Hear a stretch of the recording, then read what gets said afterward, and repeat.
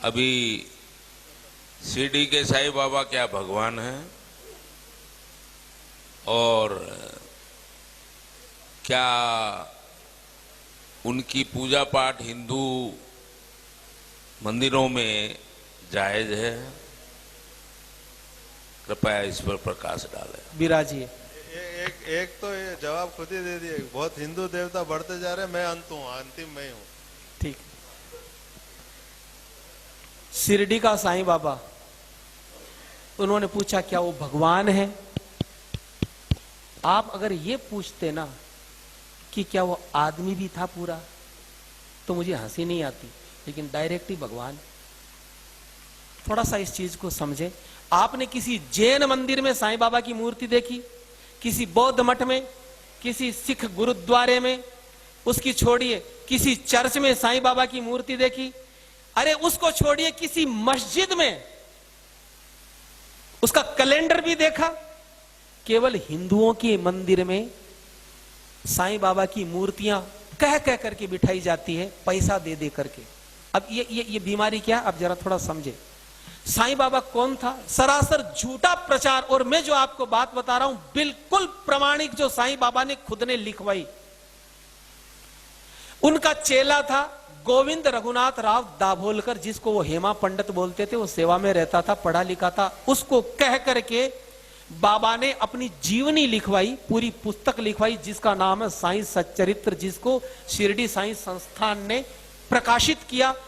उसमें बिल्कुल जो बातें मैं आपको बता देता हूं, अपनी ओर से मैं कुछ नहीं बताऊंगा, बिल्कुल प्रमाणिक। साईं बाबा भगवान था कि नहीं आपको समझ में आ जाएगा। ये आदमी अफगानिस्तान का पिंडारी मुसलमान था। इसके बाप का नाम था मियां बरहुद्दीन। ये अफगानिस्तान से आए थे। 1838 में साईं बाबा का जन्म हुआ। कहां हुआ?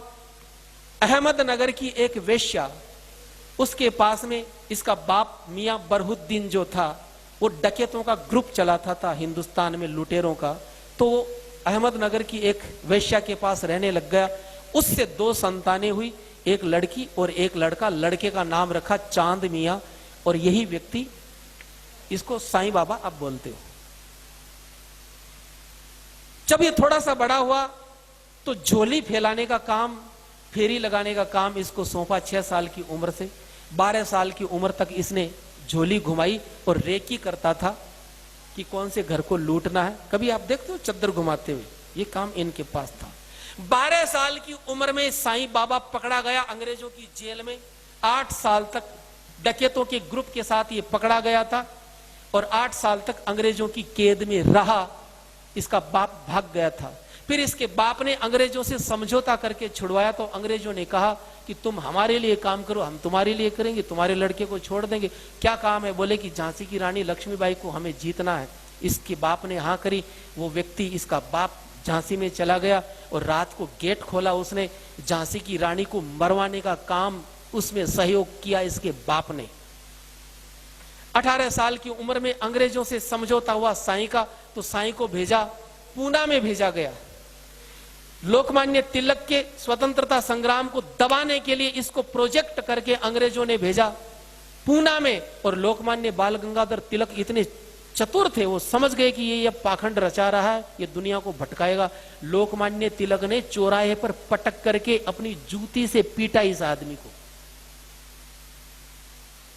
वो जूती पहनते थे आगे से, तीखी तीखी सी, उस नीचे पटक करके पीटा और कहा फिर कभी यहां दिख गया तो जान से मार दूंगा। तो ये आदमी वहां से भागा। बिल्कुल पाखंड का रूप इसने धारण किया लोगों को ठगने के लिए। मैं भूत प्रेत जानता हूं, मैं तंत्र मंत्र जानता हूं, मैं ये करूं, मैं बेटा दूंगा, मैं आरोग्य दूंगा, मैं पैसा दूंगा, पाखंड। फिर ये व्यक्ति शिरडी में आया 20 साल की उम्र में। शिरडी में ही क्यों, बंबई में क्यों नहीं? क्योंकि शिरडी में, उस क्षेत्र में संत ज्ञानेश्वर हुए थे। वहां के लोग बड़े श्रद्धावान थे, भावुक थे। तो सोचा कि मेरी दुकान चल जाएगी। वहां पर ये आदमी आया और आकर के धीरे धीरे इसने अपना अड्डा जमाया। रोज ये कुरान का पाठ करवाता। इसका शिष्य था अब्दुल बाबा, कुरान का पाठ करवाता। अपने हाथों से बकरा काट करके, अपने हाथों से बकरा काट करके चावल में मिला करके प्रसाद बांटता, कोई नहीं लेता तो गंदी गंदी गालियां देता।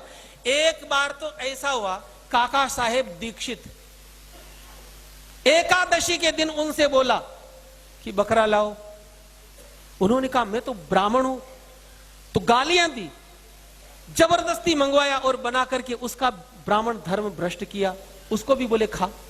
एक बार तो ऐसा हुआ, शिरडी में हैजा फैल गया, तो वहां के पंचों ने कहा कि ऐसा करो कि कोई जीव हिंसा मत करना ताकि हैजा कंट्रोल में आ जाए।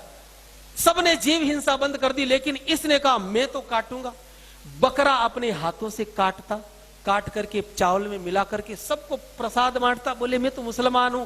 ये आदमी महीनों महीनों नहाता नहीं था, संडास जाने का डिब्बा, उसी से ये आदमी पानी पीता, चिलम पीता था। सन 1887 में इसको दमे की बीमारी हुई। चिलम की वजह से अपनी दमे की बीमारी ये जिंदगी में कभी ठीक नहीं कर पाया, और 1918 में 3 दिन दमे का इसको अटैक आया, और 1918 में दशहरे का दिन था, उस दिन ये आदमी मर गया। अब मुझे एक बात बताइए, न तो इसने कोई प्रतिभा थी, न इसमें कोई भक्ति थी, न इसका हिंदू धर्म से कोई लेना देना था। जिंदगी भर ये हिंदू देवी देवताओं को गालियां देता था। जो आपको ये साईं राम, ओम साईं, ये तो बाद में जोड़े गए केवल मूर्ख बनाने के लिए। 1957 तक इसकी जो कब्र थी, जहां आज मंदिर बना हुआ, यहां केवल मजार थी इसकी। यहां पर अब्दुल बाबा इसका मजार का पैसा लेता था, लेकिन वो मर गया। तब हरि सीताराम दीक्षित नाम के कांग्रेसी नेता थे, उन्होंने इस मजार को अपने कंट्रोल में किया और पैसा लेना शुरू किया। फिर पाखंड की शुरुआत हुई। इंडोनेशिया से ये पूरा का पूरा जो षड्यंत्र चला कि हिंदू मंदिरों को कैसे बर्बाद